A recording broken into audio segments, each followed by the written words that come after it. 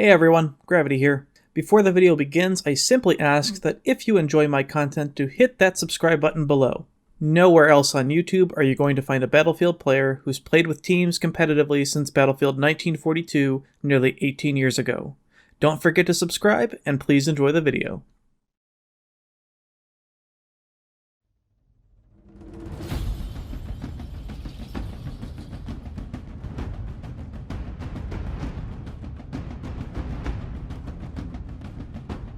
Over the nearly 20-year history of the Battlefield franchise, there have been many great maps worthy of praise.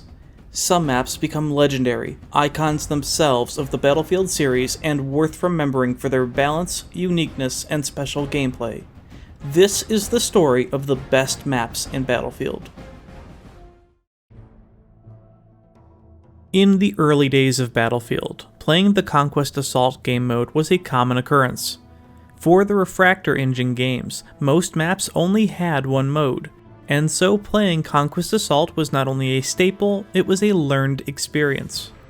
While this mode has fallen off dramatically in recent Battlefield games, it nevertheless was a format that during its prime allowed for some incredible map design.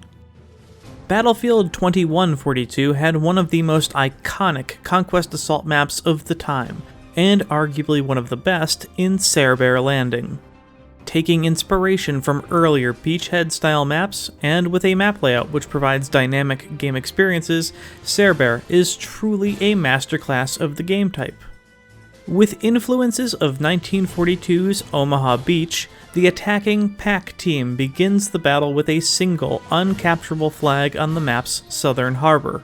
They also possess the only armored vehicle on the map, a lone battle walker. Cerbere's single walker must play conservatively to survive, as on multiple locations on the map, defensive railgun emplacements are positioned to deal heavy damage at range. As the PAC team presses the attack north, the elevation progressively increases as the battle wages its way through the clustered small town and military support structures. At the highest point of the map lies the EU Command Center, a towering and imposing structure, which is not only well fortified, but provides a dominating view of the map below.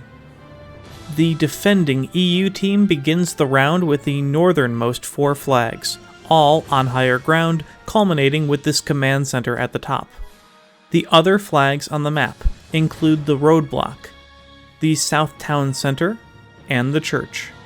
A fifth and final flag, the Office Ruins, lies south of the town center flag and is neutral upon the round start. The Office Ruins flag itself is relatively simple. It has a very small capture radius near the office building ruins, which players can capture from within. A lookout tower nearby can provide an excellent visual of the harbor below and a cover advantage for either team. Let's take a moment to appreciate this neutral flag for a moment. First, while not outright preventing the onset of a ticket bleed, it at least slows it down, and gives the attacking team a fighting chance to prevent a full cap.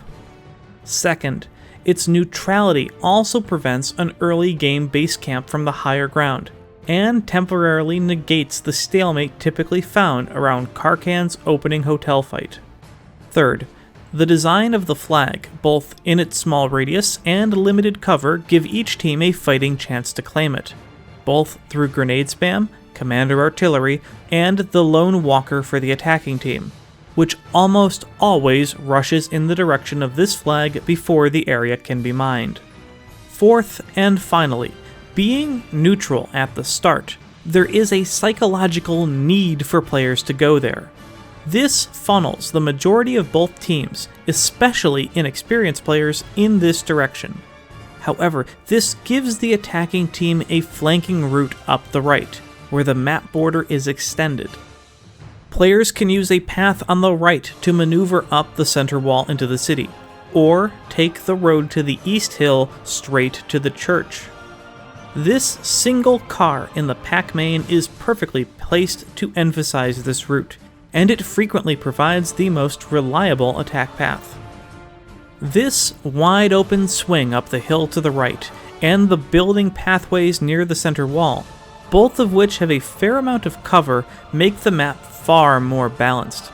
The elongated lower border of the map near the harbor stretches the defenders, and allows for an easier breakout of the pack team. From either the office ruins or the church, the map begins to narrow, intensifying the battle on even terms. The second flag up the hill is the church.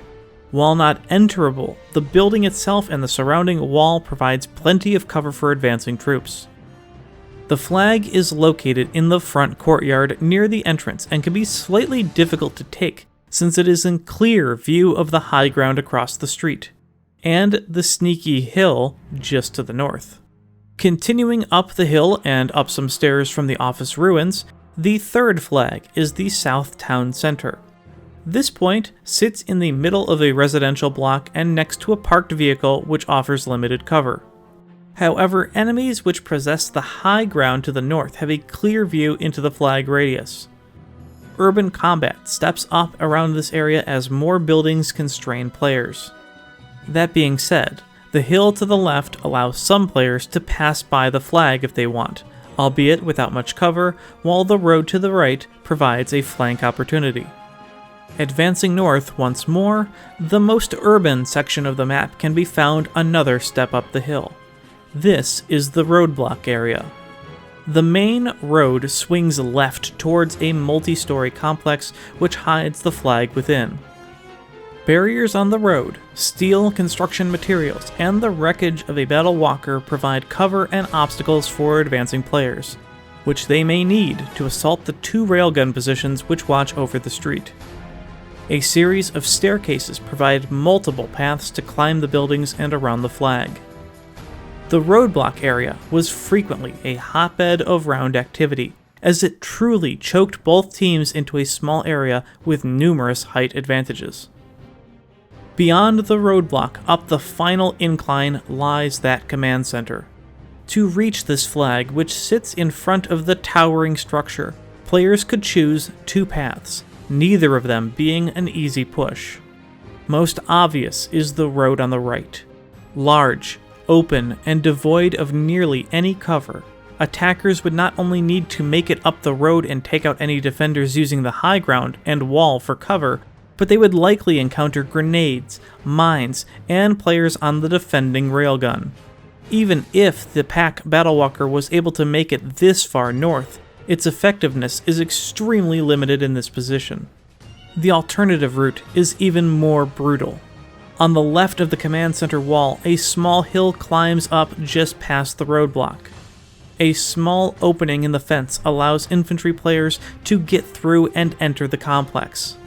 In the days of full servers and experienced players, this area was a deadly and clustered meat grinder. Nowhere else on the map could players rack up higher multi-kills as enemies huddled on each side, and spammed grenades and explosives. The assault rocket pod could wipe out multiple enemies in a single burst. RDS explosive packs were chucked over the ledge in both directions. APM mines could always be found en masse. Commander artillery could wipe out half a team. It was just as bad as trying to break your way up the red staircase on Operation Metro. On the high ground just over the fence opening is the EU Commander EMP Strike asset, which during this siege is frequently destroyed. The rest of the EU Commander assets are found in this area just north of the tower, so once enemies are running around inside, they are far from safe. The Command Center Tower is among the tallest accessible structures in 2142. The flag radius is capturable from the upper levels, and defenders often need to be cleared for a clean capture.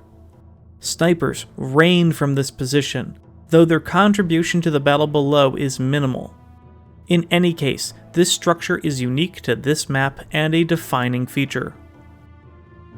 Unlike the misery that is Omaha Beach though, Cerbere Landing is a beachhead assault map which works expertly thanks to its wide initial attack border and plenty of cover. Short of the single walker, it is infantry dominated, and due to its difficult terrain, full captures were uncommon.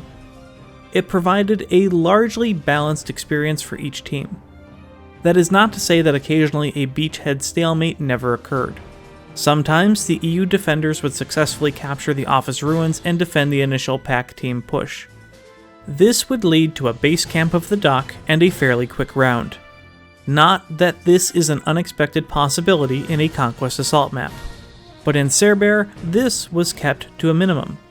Visually striking, clean, and with a light winter snowfall, Cerbere Landing is not only among the best maps in the game, but also one of the most enchantingly beautiful.